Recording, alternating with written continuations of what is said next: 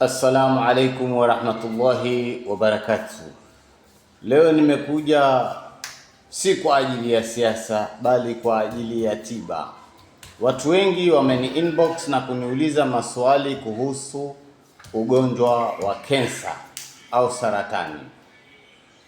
Ili upate tiba hasa ambayo kwamba itakusaidia ikiwa wewe una ugonjwa wa saratani au kensa, wacha kutumia vitu tamu kama vile sukari, na ikiwezekana kila asubuhi uweze kunywa juice ya limao kwa muda wa mwezi mmoja au miezi mitatu.